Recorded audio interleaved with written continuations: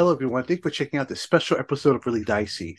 This is Manny, and I am here With Mattias Johnsson from Free League Publishing. and today we're going to talk about the Walking Dead universe, the newest role-playing game that's currently on Kickstarter from Free League Publishing. If you're watching this now, it's now on Kickstarter. It's available to check out. I'll put a link in the description below. So let's talk about the basis, the basic things about this Kickstarter and about the role-playing game. So the Walking Dead universe, this is pretty much contained story-wise, dealing with the television series more than the comic books. Am I correct about that?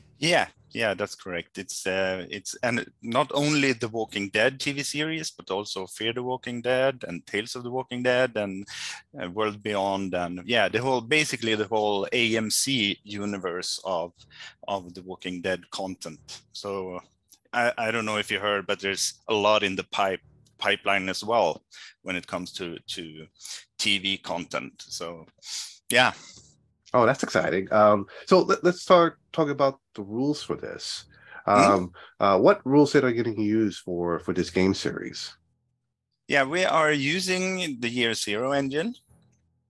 The basic design, the design of the mechanics has been done by Nils Hinze, who you may know as the lead designer behind Tales from the Loop and Vaesen. So it's a version of the Year Zero engine that is very much it's rules light, I would say, and story first. I mean, the emerging story is at least as important. Officially, according to the rules, the emerging story is at least as important as dice rolls and details in the rule set. So you have the D6 die pool system at its basic, and then we have some new features that have been tailored to fit this particular style of playing that you will hopefully recognize if you've seen the TV shows. You will feel quite at home with how the mechanics lets you, create your own stories in the Walking Dead universe. Okay, so anyone familiar with your products and with the Mutant Year Zero engine will find themselves right at home here. Yeah, I would say definitely. All right. Now, I know I've asked you this question before about Blade Runner Hmm? previously. So when it comes to games like this, Walking Dead universe, how if someone wanted to hack this, as in like add this to like Blade Runner or to Alien or to anything like that, is it would you say it's difficult, compatible, not really compatible? How would you describe that? There are many of the same rules features, but let me see if I understand your question correctly. If you want to use the Blade Runner mechanics to run a story in the Walking Dead universe role-playing game, is A that the little, question? a little Or bit of both. if Let's you say can merge sort of the games? a little bit, Um, yes. I, well, anything is, this is a role-playing game, and what it ends up to be is very much, as always, a question for the gaming group and the GM and the players. Hmm. But there are some features that are, specifically designed for this game. I don't know. I can go into them a little bit Hmm. today, but the game is not 100% finished yet. We're still ironing out some details, looking at some balance issues and such. But one of the things is that when you play a campaign or a shorter scenario in the Walking Dead universe role-playing game, you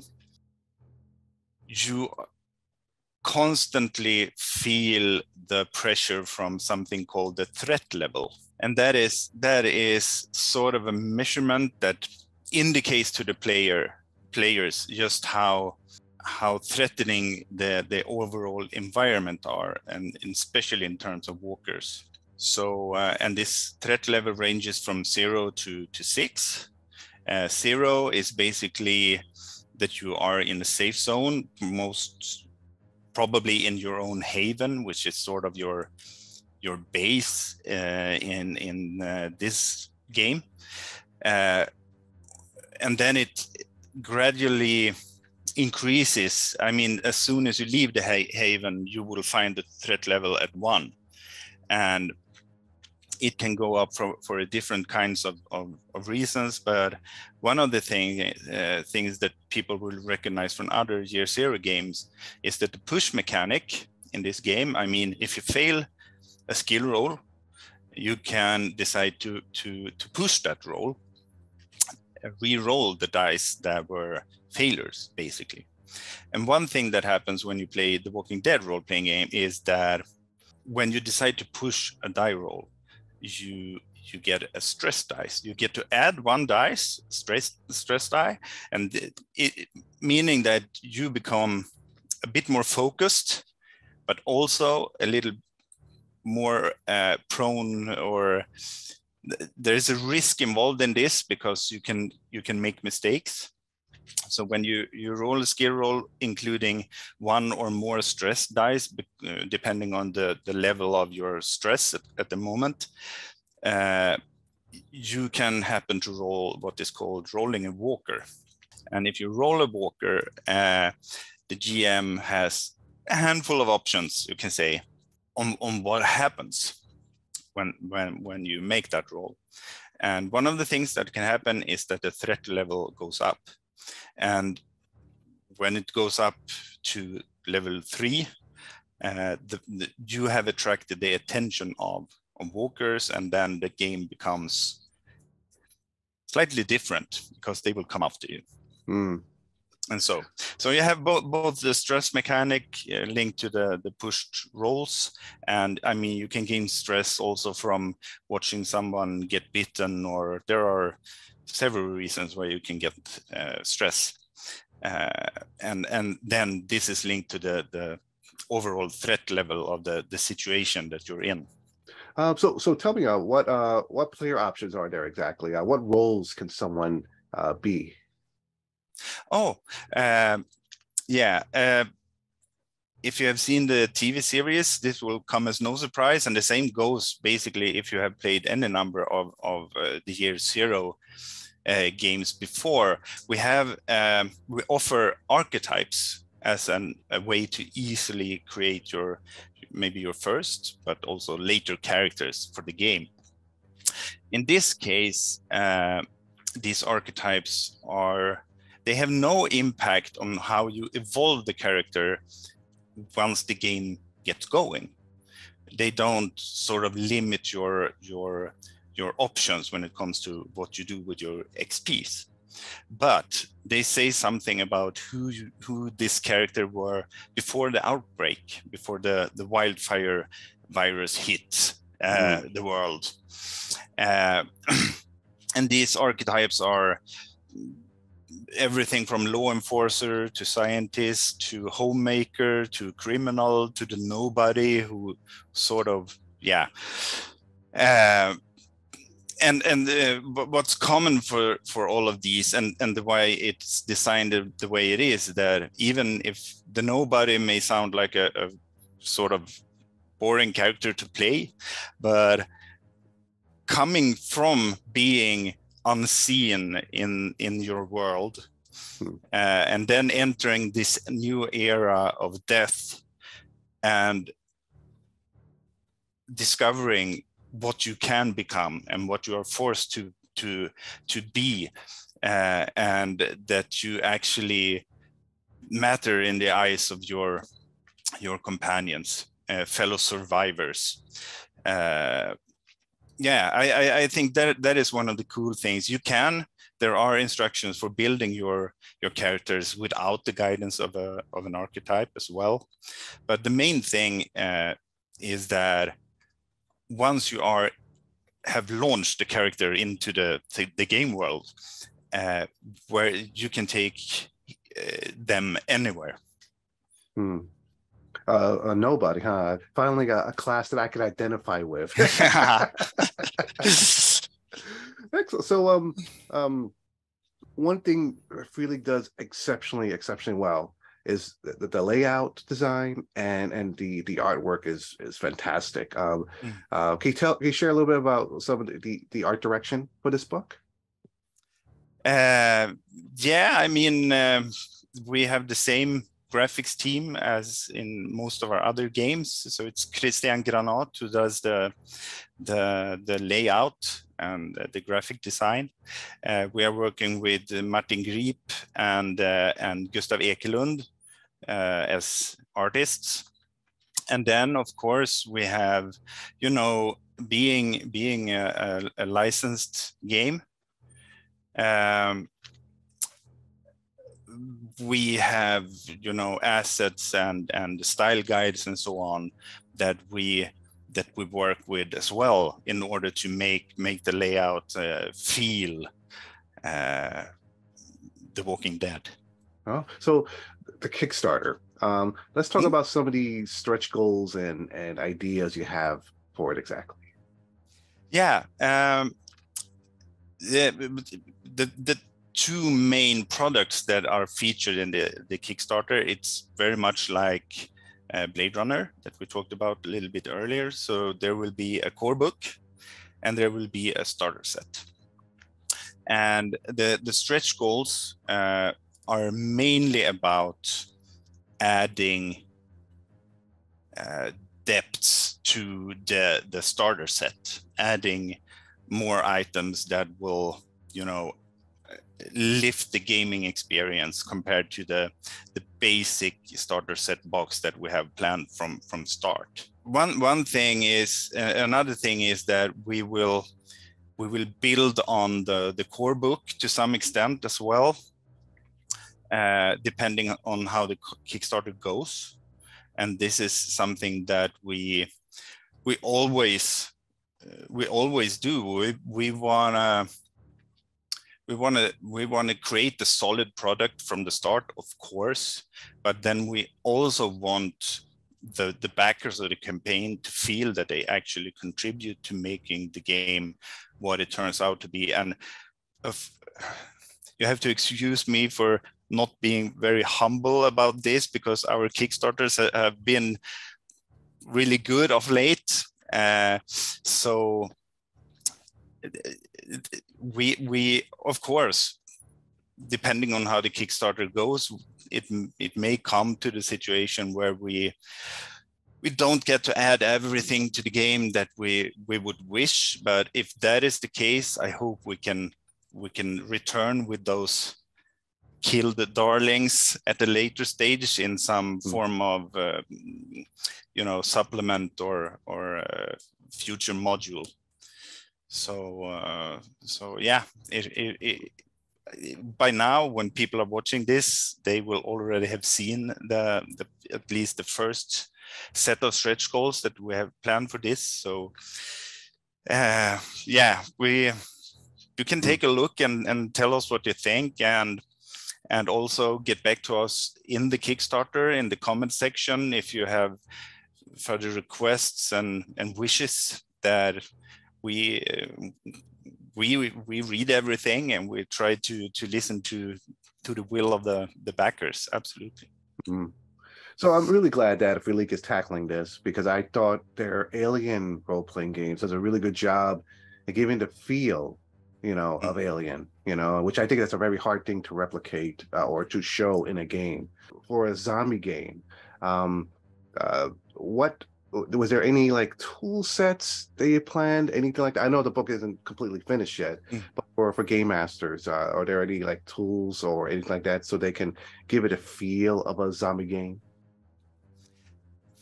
First and foremost, I'm sorry, but I have to correct you. There are no zombies in the Walking Dead universe, but there are walkers. There are walkers, yes. Yeah, right. Yep. Very important point to make.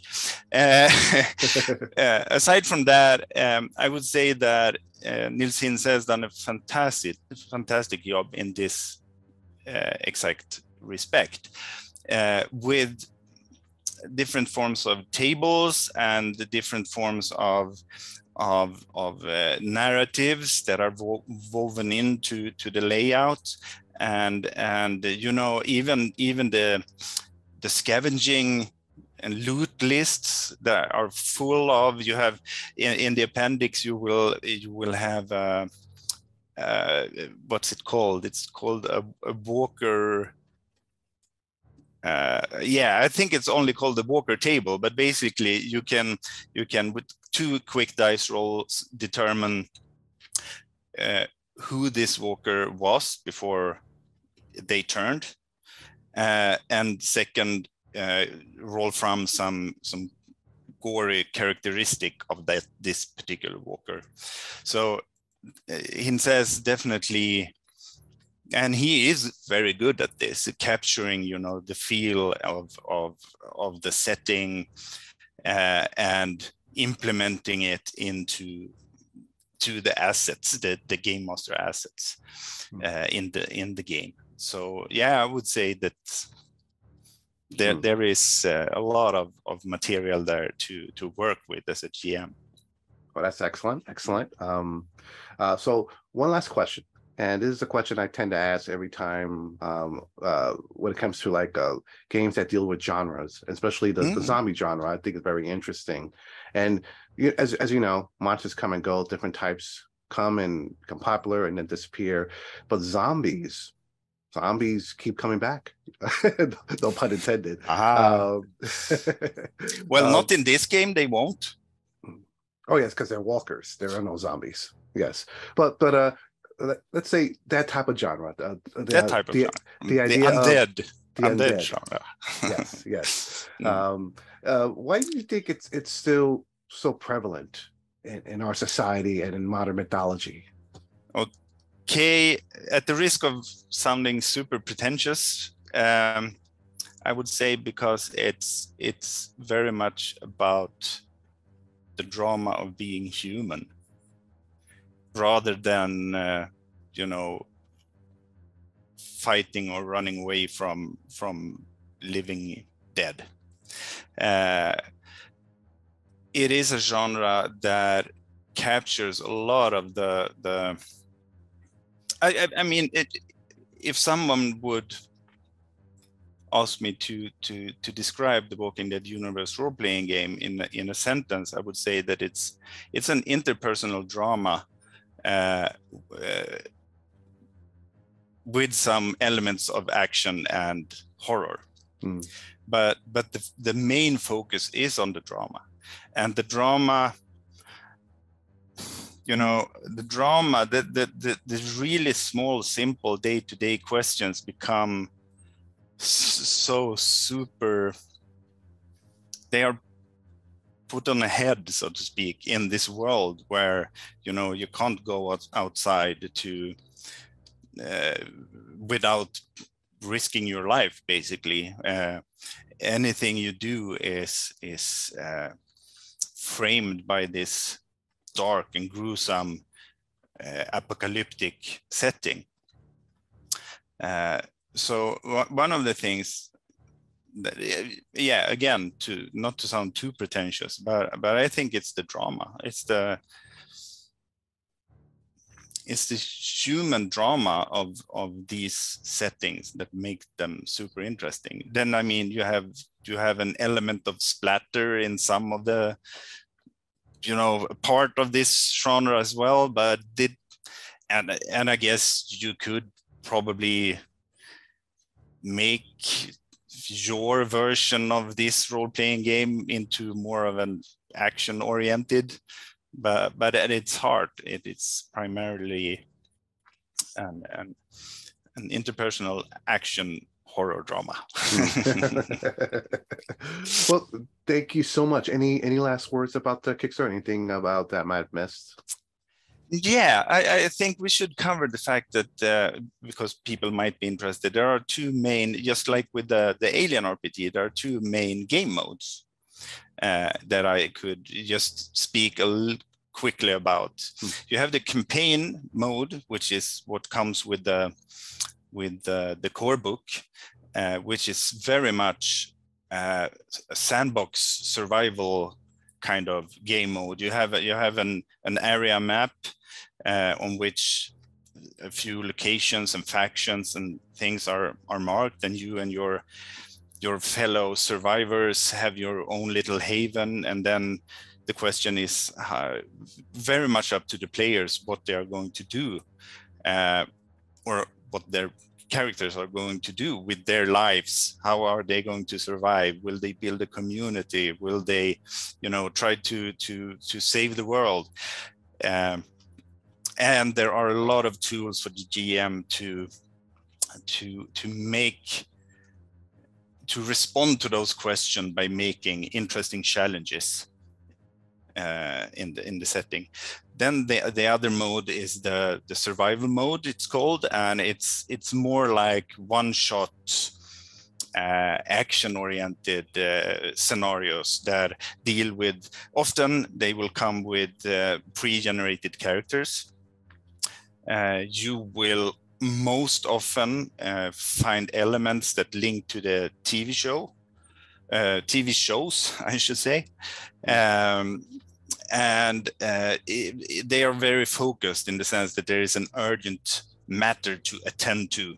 Someone has been kidnapped, or someone has stolen something vital from your haven, or it could be an inbound, horde of walkers approaching, or something like that.